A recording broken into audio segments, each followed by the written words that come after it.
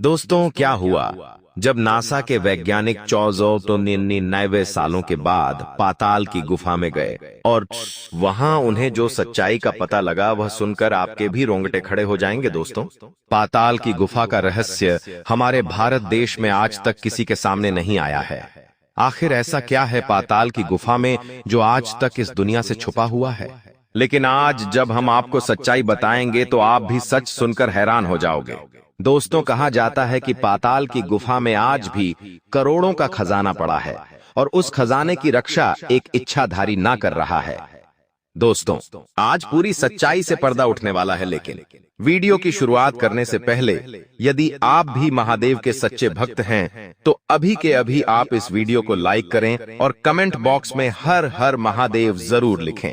दोस्तों, पाताल की गुफा आज भी भारत देश में उत्तराखंड के पिथौरा जिले में मौजूद है। दोस्तों, यह गुफा भुवनेश्वर मंदिर में स्थित है। इस मंदिर का जिक्र कई सारी पुराणों में भी किया गया है।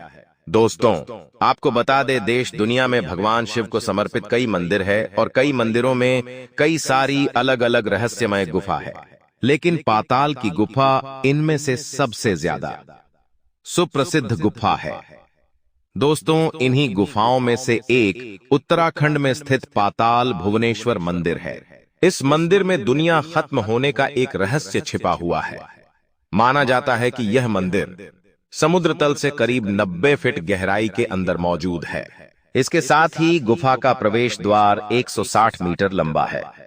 जी हां दोस्तों, आपको बता दें, पुराणों के अनुसार पाताल भुवनेश्वर मंदिर एक इकलौता ऐसा मंदिर है जहां से चारों धाम यानी केदारनाथ, बद्रीनाथ और अमरनाथ के दर्शन हो जाते हैं।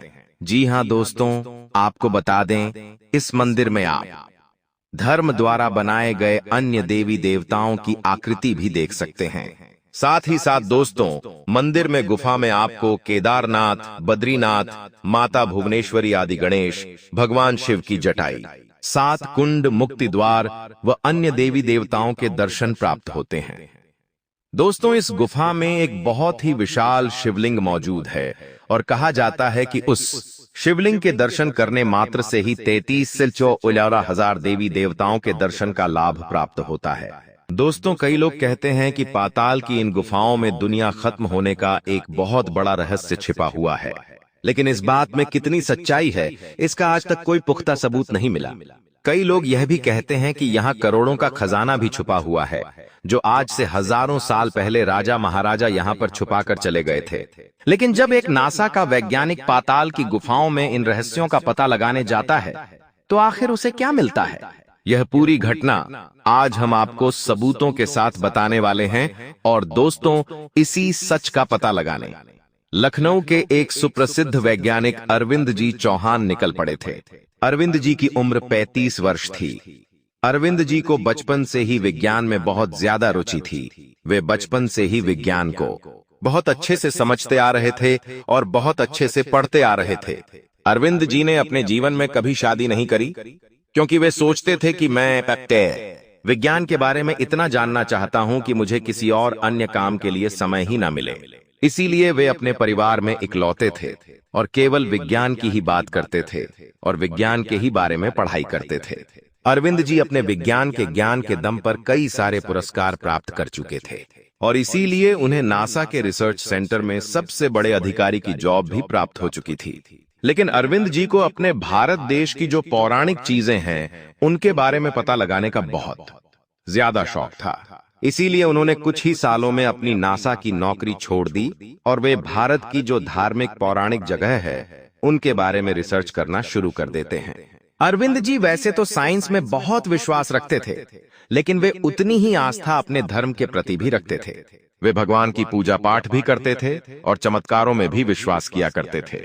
अरविंद जी एक दिन इंटरनेट पर भारत की पौराणिक धार्मिक जगहों के बारे में पढ़ रहे थे, जिसमें उनके सामने कई सारी जगह आती है जिसमें अरविंद जी को बहुत रुचि होती है। लेकिन अंत में उनके सामने आता है कि पाताल की गुफा में आज भी दुनिया के खत्म होने का रहस्य छुपा है और पाताल की गुफाओं में आज भी कई सारे करोड़ों का खजाना पड़ा हुआ है।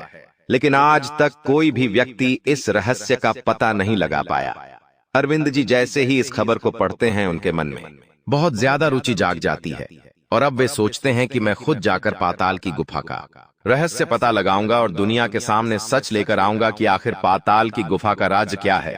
दोस्तों फिर क्या, अरविंद जी बिना समय गंवाए अगली ट्रेन पकड़कर सीधे उत्तराखंड के पिथौरागढ़ जिले में पहुंच जाते हैं, जहां उन्हें पाताल भुवनेश्वर नामक एक मंदिर का पता लोग बता देते हैं। अरविंद जी जैसे ही जाकर उस मंदिर को देखते हैं तो वह मंदिर उन्हें बहुत पौराणिक नजर आता है। आज तक उन्होंने अपने जीवन काल में इतना विशाल और इतना पौराणिक मंदिर कभी नहीं देखा था। बड़े बड़े पहाड़ों की चट्टानों को काटकर बनाया गया यह मंदिर बहुत ही चमत्कारिक नजर आता है और वहां चट्टानों के बीच में एक बहुत काली सी सुरंग जा रही थी और वहां के लोगों का कहना था कि आज तक जो भी व्यक्ति इस सुरंग के अंदर गया है, कोई भी आज तक जिंदा बाहर नहीं आया। सुरंग के दरवाजे पर एक बहुत बड़ा सा पत्थर पड़ा हुआ था और सुरंग कितनी लंबी है, कहां जाकर इसका अंत होता ही, यह आज तक किसी को भी नहीं पता था। अरविंद जी वहां की मंदिर की कमेटी से बात कर सुरंग में जाने की आज्ञा मांगते हैं, लेकिन वहां का प्रशासन उन्हें यह परमिशन नहीं देता और उन्हें सुरंग में जाने से मना कर दिया जाता है। लेकिन अरविंद जी अब यह ठान चुके थे कि वे पाताल की गुफा का रहस्य पता लगाकर रहेंगे, इसीलिए वे मौके का इंतजार करते हैं। लेकिन वहां पर सिक्योरिटी बहुत टाइट होती है, इसलिए अरविंद जी दिन के समय में उस सुरंग में प्रवेश नहीं कर पाते। अरविंद जी उसी गांव के जिले में एक धर्मशाला में कमरा लेकर वहीं पर रुकने लगते हैं। अब धीरे धीरे रात हो चुकी थी। रात के ठीक 2 बजे अरविंद जी अपनी धर्मशाला से निकलकर उसी मंदिर के बाहर जाकर देखते हैं तो रात के समय वहां सिक्योरिटी थोड़ी कम होती है। अरविंद जी दीवार कूदकर जैसे तैसे सुरंग के मुख्य दरवाजे तक पहुंच जाते हैं। जैसे ही अरविंद जी गुफा के मुख्य द्वार का पत्थर अपना पूरा जो लगाकर हटाते हैं तो थोड़ा सा रास्ता बन जाता है और वह उस गुफा के अंदर घुसने का प्रयास करने लगते हैं। तभी वहां उन्हें पत्थर पर कुछ बातें लिखाई दिखती है, जिसमें लिखा होता है कि इस गुफा की खोज राजा रतुराणा ने की थी, जो सूर्यवंश के राजा थे और त्रेता युग में अयोध्या पर शासन किया करते थे।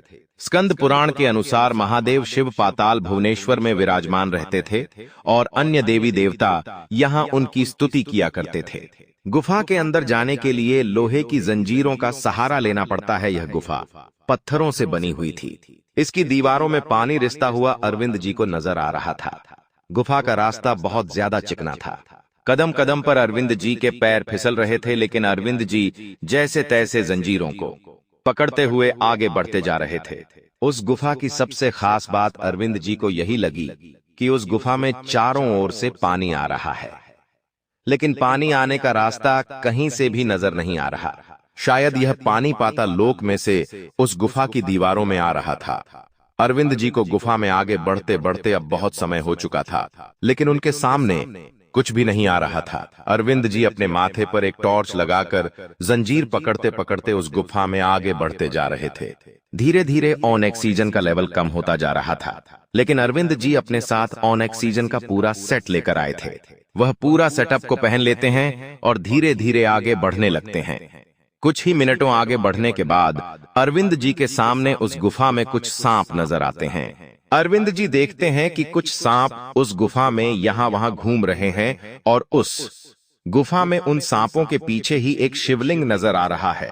वह शिवलिंग की ऊंचाई 1.5 फीट कहा जाता था कि उस गुफा में दुनिया के खत्म होने का रहस्य छुपा हुआ है।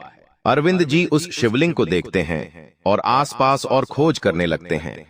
तब उन्हें वहां एक दीवार पर लिखाई दिखता है कि यह शिवलिंग कोई सामान्य शिवलिंग नहीं है। यह शिवलिंग की वर्तमान में ऊंचाई 1.5 फीट है, लेकिन वह शिवलिंग धीरे धीरे अपना आकार बढ़ाता जा रहा था। साल दर साल वह शिवलिंग धीरे धीरे बड़ा होता जा रहा है और में मान्यता यह है कि शिवलिंग जिस भी दिन गुफा की छत को छू लेगा, उस दिन यह दुनिया खत्म हो जाएगी। गुफा अरविंद जी को कई सारी बातें लिखी दिखती है, जहां वह पढ़ते हैं कि मान्यताओं के अनुसार भगवान शिव ने क्रोध में भगवान गणेश जी गजानन जी के मस्तित्व को शरीर से अलग किया था। वह उन्होंने इसी गुफा में रखा था। दीवारों पर हंस बने हुए हैं, जिसके बारे में यह माना जाता है कि ब्रह्मा जी के वह हंस है।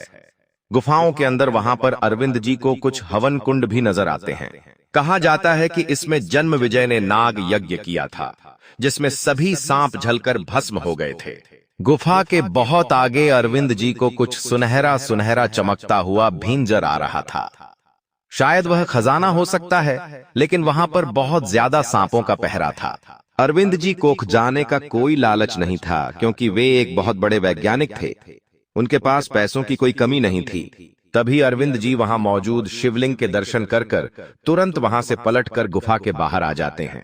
अरविंद जी समझ चुके थे कि आज तक कई सारे लोग इस गुफा में गए हैं, लेकिन वे खजाने के लालच में आगे बढ़ने की कोशिश करते हैं, और तभी खजाने की रक्षा कर रहे इच्छाधारी नाग उन लोगों को समाप्त कर देते हैं।